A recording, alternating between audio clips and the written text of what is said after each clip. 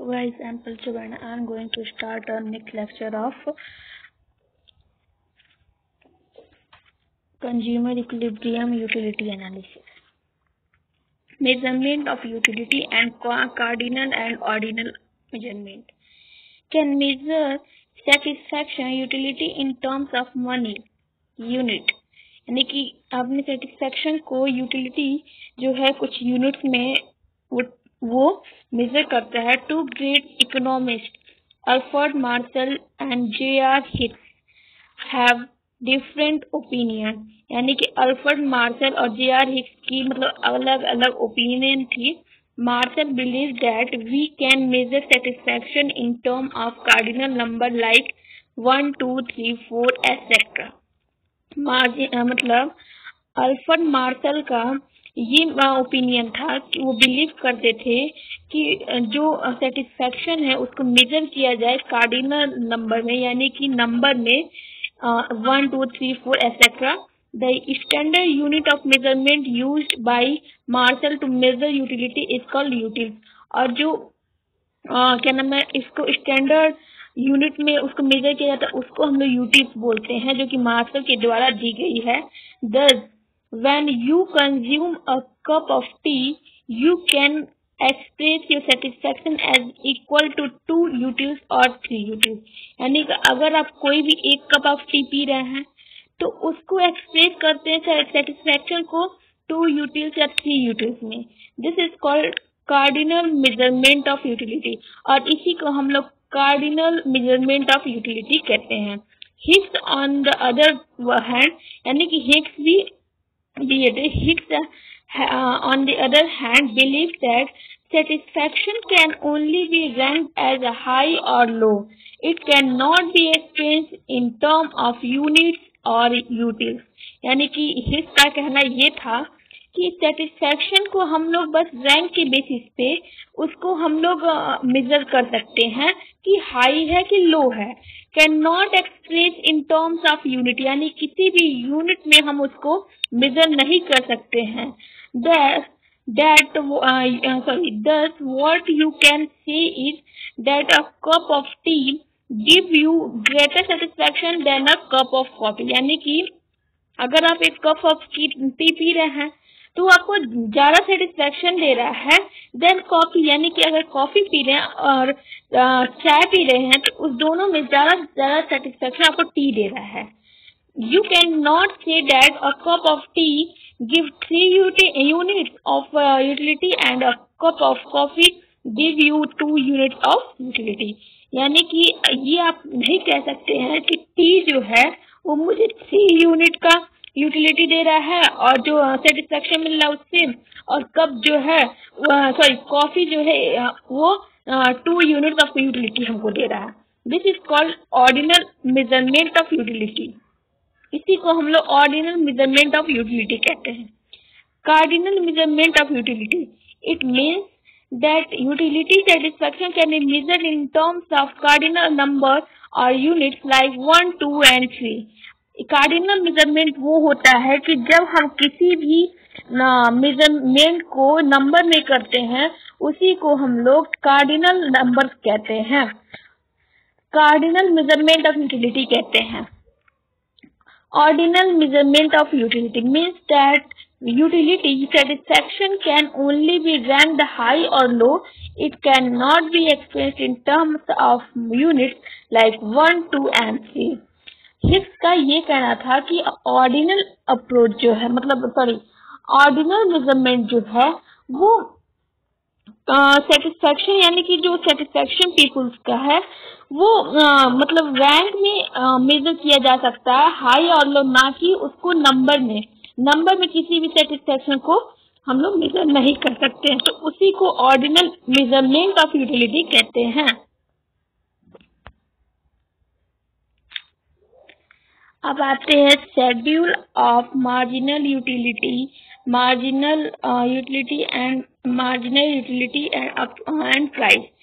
Suppose a consumer wants to spend just 10 rupees on two commodity X and Y, the price of which are just 1 per unit, and marginal utility of money is 4 utils. यानी कि suppose कीजिए कोई भी person जो है यानी कि consumer जो है वो चाहता है 10 रुपीज अपना स्पेंड करना दो कमोडिटी पे, एक्स एंड वाई, और प्राइस जो है RS1 है पर यूनिट, यानी कि एक एक कमोडिटी का जो प्राइस है 1 है, and marginal utility of money is 4 utils, और मार्जिनल यूटिलिटी जो है मनी का वो 4 यूटिल्स है। तो ये शेड्यूल है उस क्वेश्चन का। यूनिट्स 1 यूनिट अगर वो कंज्यूम कर रहा है तो मार्जिनल यूटिलिटी उसको 14 मिल रहा है, मतलब एक्स का, और मार्जिनल यूटिलिटी वाई का 10 मिल रहा है, और दोनों का मतलब अगर हम लोग मार्जिनल MUM निकालते हैं तो वो आता है 14। अगर हम लोग देखते हैं कि क्योंकि प्राइस कांस्टेंट रहेगा, यानी कि एक यूनिट का अगर ले रहे हैं तो एक यूनिट मिलेगा, तो प्राइस इसमें कांस्टेंट रहेगा। अगर 2 यूनिट का मतलब कंज्यूमर का कंजम्पशन कर रहा है तो MUX का होगा 12 और MUY का होगा 8, यानी कि और जो MUX अपॉन PX है वो 12 होगा। ऐसे जैसे जैसे कंजप्शन MUX का कर रहा है MUY का कर रहा है, उसकी कंजप्शन यानी कि मार्जिनल यूटिलिटी जो है वो डिक्रीज कर रही है, यानी कि ये जो मार्जिनल यूटिलिटी है, मार्जिनल यूटिलिटी ऑफ एक्स जो है वो सेम है MUM का। तो मार्जिनल यूटिलिटी जो है वो मार्जिनल रेट ऑफ सब्स्टिट्यूशन जो है वो डिक्रीज कर रहा है, डिक्लाइन कर रहा है, जीरो हो रहा है और नेगेटिव हो रहा है। उसी को हम लोग मार्जिनल यूटिलिटी बोलते हैं। ये ग्राफ है consumer equilibrium two commodity case, MUX और MUY का। कंज्यूमर को जो इक्विलिब्रियम है वो Q पॉइंट पे मिल रहा है, जहाँ पे MUX इक्वल टू MUY है, और उसी पॉइंट को हम लोग कहते हैं कंज्यूमर इक्विलिब्रियम, जहाँ पे एक कंज्यूमर को ज्यादा से ज्यादा सेटिस्फेक्शन मिलता है।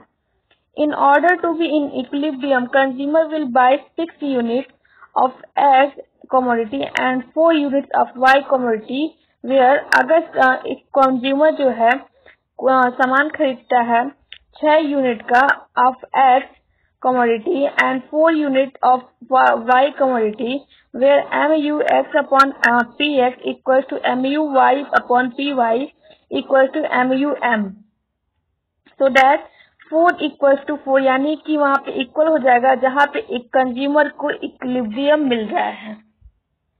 Here income equals to expenditure, 10 equals to 1,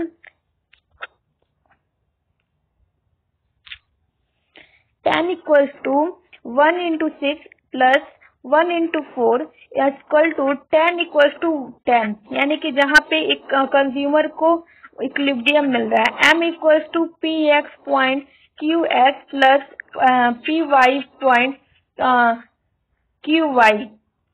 here point का मतलब ये है multiplication. Here in order to obtain equilibrium the consumer will buy 6 unit of X commodity and 4 unit of Y commodity, यानी कि जब कंज्यूमर जो है 6 यूनिट का कमोडिटी X का जब खरीद रहा है और 4 यूनिट ऑफ कमोडिटी Y खरीद रहा है, तो उसको इक्विलिब्रियम मिल रहा है जहाँ पे 10 equals to 1 into 6 plus 1 into 4, जहाँ पे उसको इक्विलिब्रियम मिलके 10 इक्वल्स टू 10 हो रहा है। Various situation, if MUX upon PX is greater than MUM, as the consumer equilibrium is reached when MUX equals to PX। अगर कोई भी इक्विलिब्रियम यानी कि कंज्यूमर इक्विलिब्रियम जो है वो रीच करेगा तब जब उसका MUX इक्वल्स टू MUX होगा in terms of money. In case PX falls, अगर मान लीजिए प्राइस जो है X का वो फॉल कर गया यानी कि घट गया, gains in terms of MUX become greater, यानी कि उस समय कंज्यूमर जो रहेगा ज्यादा से ज्यादा एक्स कमोडिटी को खरीदने की कोशिश करेगा, यानी कि डिमांड जो है एक्स कमोडिटी की उसकी बढ़ जाएगी। Then sacrifice in terms of PX, यानी कि प्राइस को सेक्रीफाइस करते हुए, यानी कि प्राइस की फॉल हुई तब उसकी डिमांड बढ़ी है, अगर प्राइस की फॉल नहीं होती तो उसकी डिमांड उतनी ही रहती जितनी है। तो इससे जो प्राइस को सेक्रीफाइस करते हुए MUX की डिमांड जो है बढ़ गई। दस MUX is greater than PX, यानी कि MUX जो है वो ग्रेटर हो गया PX, यानी कि कमोडिटी जो रही यानी कि क्वांटिटी जो रही वो ज्यादा हो गई than price. This induces consumer to buy more of good X, इसमें इस केस में जो कंज्यूमर रहेगा वो ज्यादा से ज्यादा गुड एक्स का कंजप्शन करेगा। As the consumption of X increases MUX will decline in accordance with the law of diminishing marginal utility. Consumer sells stop at point when MUX equal to PX, यानी कि जो consumption रहेगा x commodity की वो increase करने लगेगी, एक समय आएगा जहाँ पे वो डिक्लाइन करने लगेंगी। उसके बाद according to law of diminishing marginal utility consumer जो है वो स्टॉप करेगा अपना एट अ पॉइंट व्हेन, उस पॉइंट पे कंज्यूमर स्टॉप करेगा जहाँ पे MUX इक्वल टू PX, यानी कि जहाँ पे रेंज उसकी बढ़ के यानी कि क्वांटिटी इक्वल टू प्राइस हो जाएगा, वहां पे कंज्यूमर जो रहेगा स्टॉप कर देगा। If MUX upon PX is less than MUM, अगर MUX जो है अपॉन PX अगर लेस हुआ MUM से ही, और consumer will bye less of good x, यानी कि उस सिचुएशन में जो कंज्यूमर रहेगा वो लेस यानी कि कम से कम गुड एक्स का कंजप्शन करेगा।